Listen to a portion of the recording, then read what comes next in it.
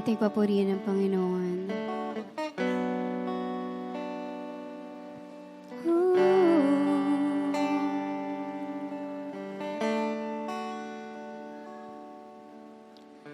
Habang hindi karapat-dapat, pagkukulan ng hapag at wagas mong pagsinta. Habang walang kakayanang masuklian ka ng mabuti sa lahat mong ginawa. Niyakap mo ako sa aking karumihan. Inibig mo ako nang di kayang tumbasan. O Diyos ng katarungan at katuwiran na kahit minsa'y di nabahiran ang kabanal at kalwalhatian. Salamat sa sukdulang biyaya mo, O Diyos ng pag-ibig na mas malawak pa kaysa aking mga pagkakasala. Higit pa sa buhay ko, salamat sa sukdulang biyaya mo.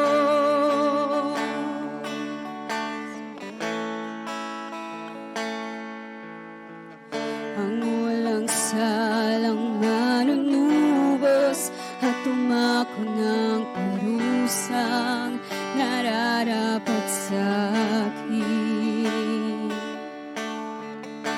Anong habag sa tulad ko igawa ng iyong katwiran at ako'y patawarin. Niyakap mo ako sa aking karumihan.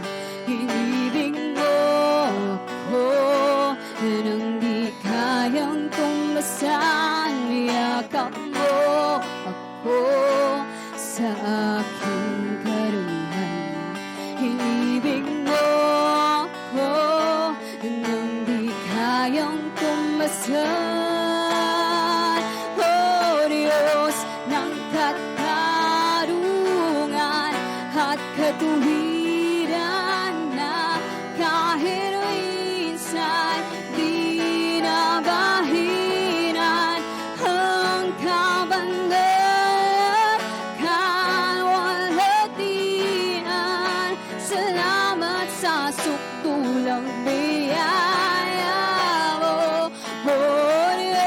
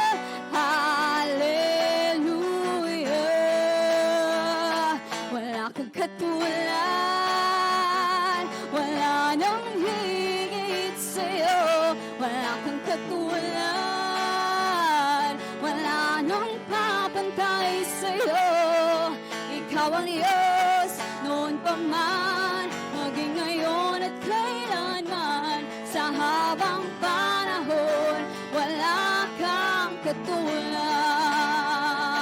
Wala kang katulad. Wala nang higit sa'yo. Wala kang katulad. Wala nang papantay sa'yo. Ikaw ang Diyos, noon pa man, maging ngayon at kailanman. Sa habang panahon, sa habang panahon, sa habang panahon, sa habang panahon, sa habang panahon, wala kang katulad.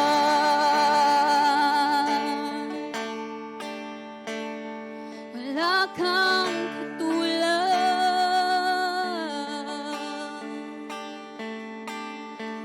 Purihin ka, Panginoon.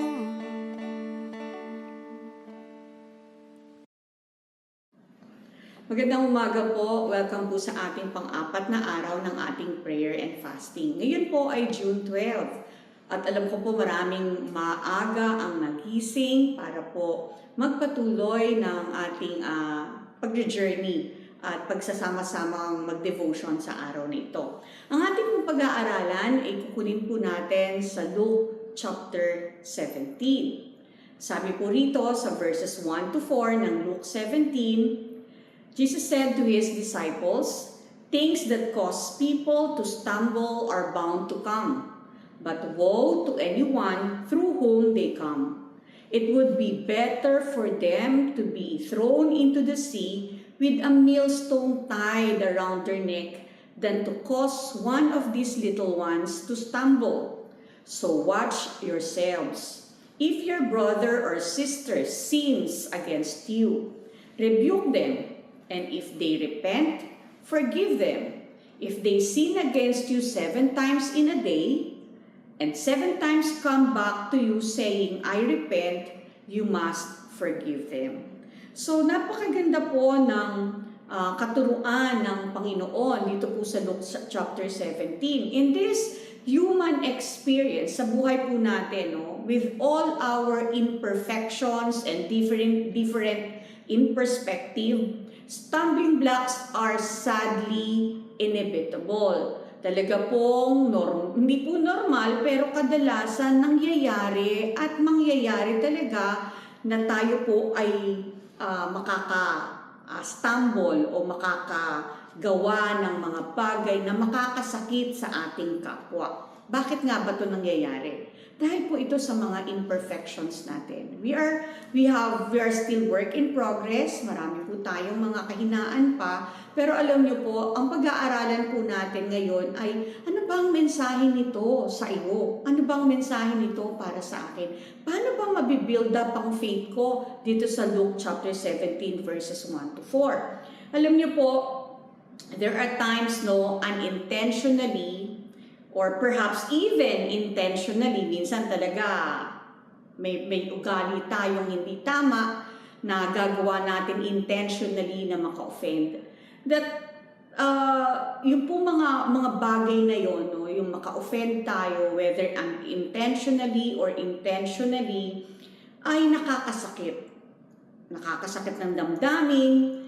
At dito po sa verse 17, even the Lord Jesus Christ acknowledges this reality.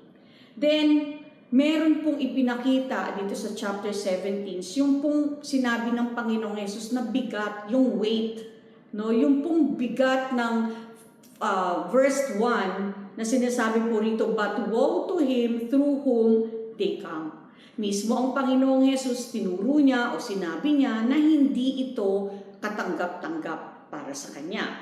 Yung pong salitang woe ay pagpapakita ng disappointment. So even the Lord Jesus Christ is disappointed if we intentionally or unintentionally trip or hurt other people. It carries a strong sense of divine displeasure. Now, because of someone else's spiritual or emotional distress, is a serious matter to the Lord. And somehow, if it is a serious matter to the Lord, it should be also serious matter to us. Alam nyo, ngayon tayo nag-aayuno. Napaka-importante na isang pagpapala na makukuha natin sa ating prayer and fasting ay nagkakaroon po tayo ng self-reflection. Nagkakaroon po tayo ng pagkakataong saliksikin, suriin yung buhay natin para magkaroon ng pagbabago, para naisin natin ang pagbabago. Sabi nga po mismo ng Panginoong Yesus dito sa Luke chapter 17, woe to him, no, sa nagkukos daw ng emotional or spiritual distress sa mga tao. So sabi niya nga rito, it's like throwing a rock into a steel pan, no? The ripples of negativity spreading far beyond the initial impact. 'Di ba pagka nagbato tayo ng bato, ng maliit na bato sa isang river o sa dagat, nagkakaroon niya ng ripple effect. And ganoon din ang effect noon kapag tayo ay nakasakit ng damdamin at nakastumble sa pananampalataya ng isang tao. So, Jesus uses a striking, almost shocking image. Yung pong parabole na ginamit ng Panginoon dito sa verse 2. Sabi po rito, it would be better for him to put a millstone and hang around his neck, where he thrown into the sea, that he should cause than that he should cause one of this little one to sin. So sinabi ng Panginoon in this image, pinakita niya na mas maigi pa daw na magtali na lang ng malaking bato sa leeg at itapon yung batong yon sa dagat, no? Ibig sabihin, hindi mo hahayaan o wag mong hahayaan na makahadlang ka sa spiritual na paglago o makasakit ka ng damdamin ng isang tao. So this is a very strong hyperbole na ginamit dito sa figure of speech. So yung pong little ones na ginamit dito sa verse 2 is likely refer not to children, hindi po sa mga bata in age, but to all who are vulnerable in their faith, those who are easily influenced. So when you say vulnerable in their faith, ito po maaaring mga bagong mananampalataya, maaaring ito po yung mga dumadaan sa isang pagsubok na kung saan ang kanilang pananampalataya ay maaaring mahina. So, maging maingat daw tayo na huwag tayong makasakit o maging dahilan ng kanilang spiritual distress. No, yung pong emotional distress, ibig sabihin makaapekto negatively sa kanila.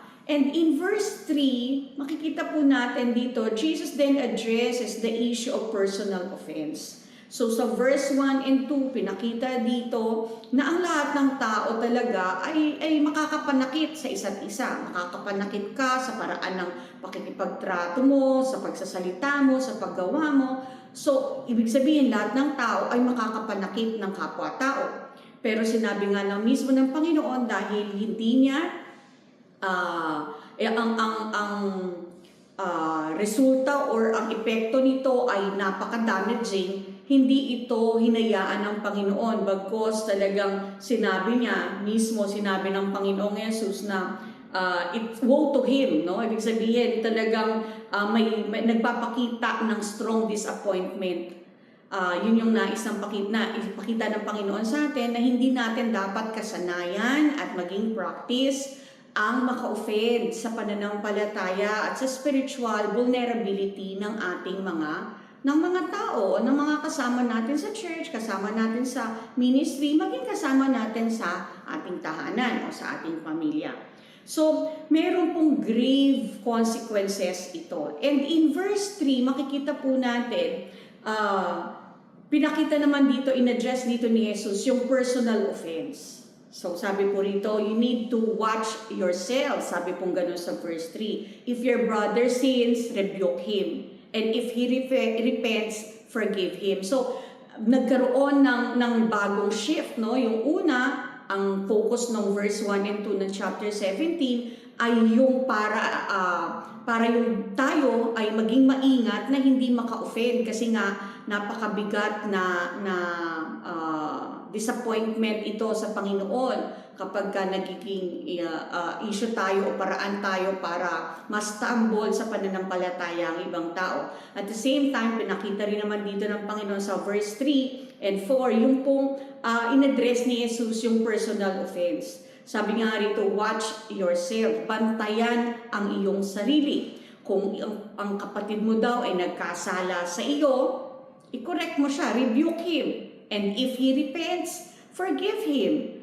Yun yung sinasabi ng Panginoon na nag-shift ng focus. No? Hindi na patungkol doon sa ibang tao ang focus ng verse 3. Ang focus ngayon ng verse 3 and 4, yung ikaw na. Yung kung ano yung issue ng heart mo, yung pagka ikaw ay nasaktan. Pag ikaw naman ngayon hindi yung ikaw yung nakapanakit, kundi ikaw yung nasaktan. So we are called to be vigilant about our own action, ensuring that we should not be the source of any offense.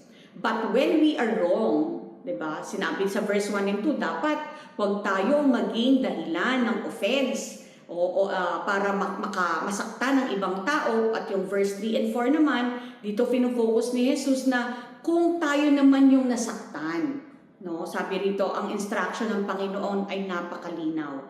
Rebuke with love and a desire for restoration. Sabi niya, if he repents, forgive him. So crucial po yung repentance and forgiveness. Kailangan after repentance, may forgiveness. So tinuturuan tayo ng Panginoon ngayong umaga, mga kapatid, sa ating pagpa-fasting. Saliksikin natin yung puso natin. Tayo ba yung nasaktan? Kung tayo yung nasaktan, sinabi ng verse 3, if he repents, forgive him.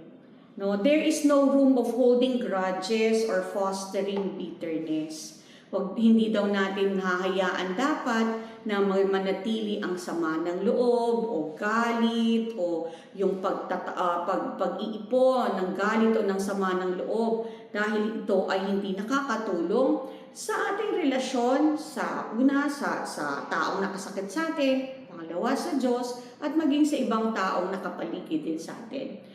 It doesn't stop there, no? Even Jesus Christ anticipates the very real possibility of repeated offense. Hindi pa natapos doon. Diba, sabi nga niya, if he repents and asks for forgiveness 7 times, sabi gano'n sa verse 4, forgive. So, ang tinuturo ng Panginoon sa atin dito, hindi yung pagbibilang ng mga nagawa nilang mali sa atin. It's about the boundless nature of forgiveness that should characterize our heart. Ito'y nagpapakita na dapat ang forgiveness boundless.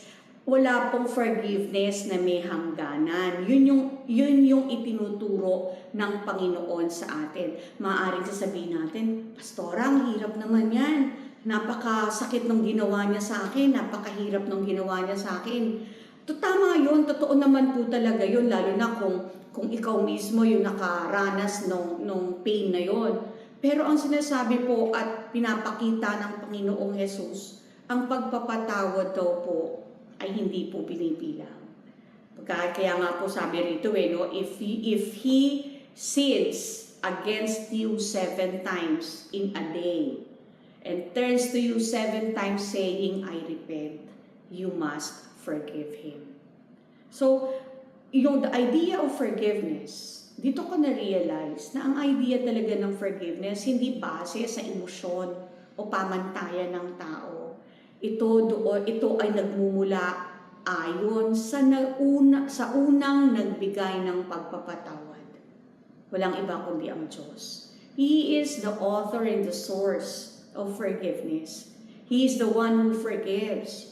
At siya mismo, in His character, boundless yung forgiveness na binibigay niya sa atin at yun din yung tinuturo niya sa atin, even though we are undeserved.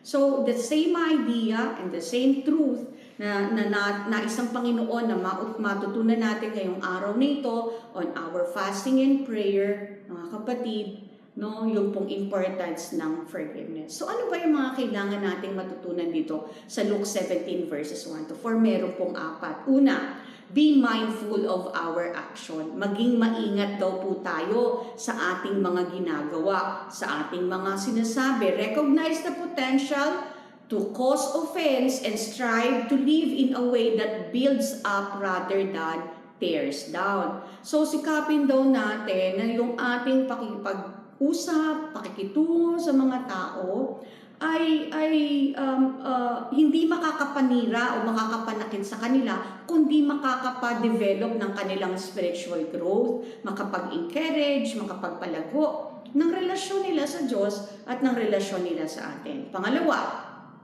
you need to value the vulnerable. Ibig po sabihin, pahalagahan po natin at huwag nating baliwalain yung kanilang estado ng mga tao. May mga bata pa sa pananampalataya, hindi pa mature.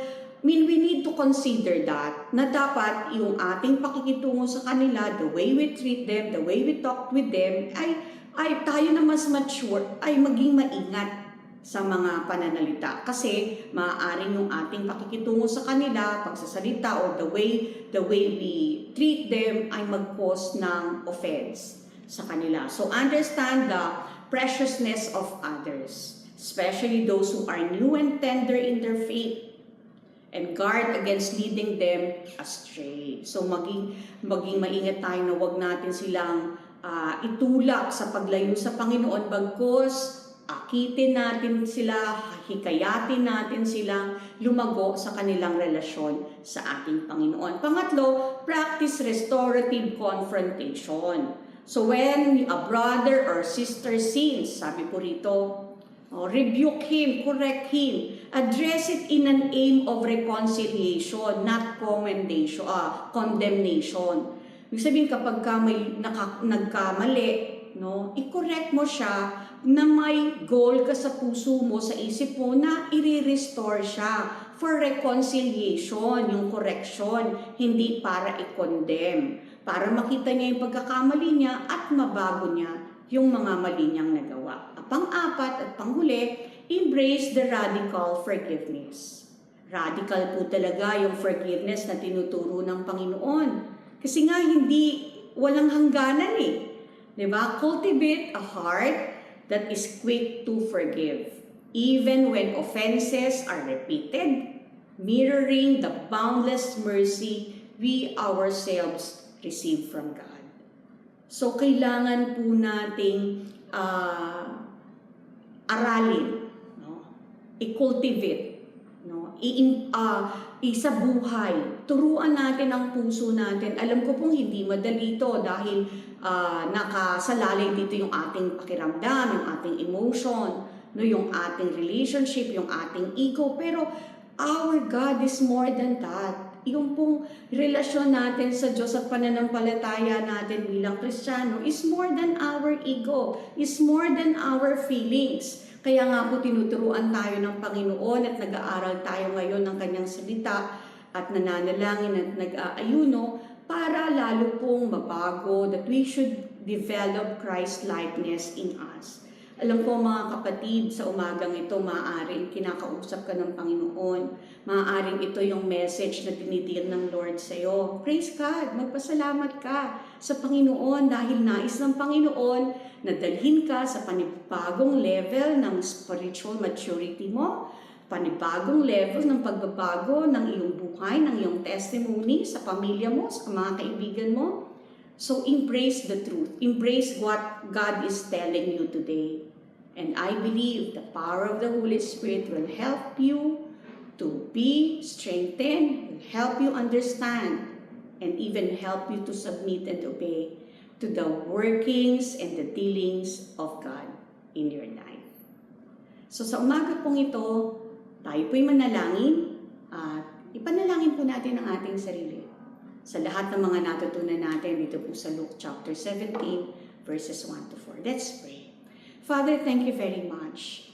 Truly, Lord, you love us so much. Hindi mo kami hinahayaang manatili sa aming mga pagkakamali, manatili sa anumang sama ng loob o galit na naghahari sa isip at sa puso namin.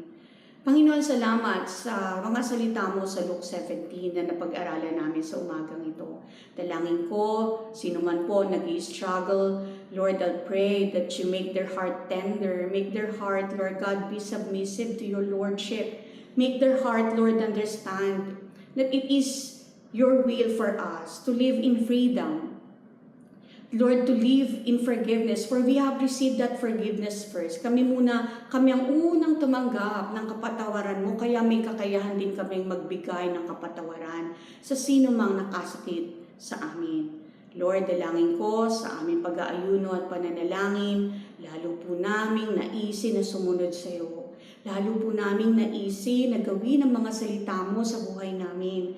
At lalo po kami maging instrumento ng reconciliation, Panginoon, sa mga tao na nakasakit sa amin, that we will be able to release forgiveness and give forgiveness to those who hurt us. At in the same time, Lord, na maging sensitive kami at maging maingat kami sa mga vulnerable people, that we will not be a cause of stumbled, Lord, faith nila, Panginoon. Hindi kami maging cause ng kasakitan ng pananampalataya o paghinto nila sa pananampalataya, bagkus kami mismo ay maging instrumento ng paglago ng kanilang pananampalataya sa inyo. Lord, ingatan namin ang aming mga buhay, ingatan namin ang relasyon namin, lalo na sa mga vulnerable in faith. Lord, we pray that we will be an instrument of love, of your grace and of your mercy to them, even to those people who offended us. Lord, this is really a radical truth, but you want us to live with that truth. Thank you, Lord God, for today. Bless us in this prayer and fasting week. At patuloy mo kaming kausapin pa, baguhin pa, at palakasin pa sa isa pang araw ng aming pag-aayuno, Panginoon. Maraming salamat po. Purihin ka sa pangalan ni Jesus.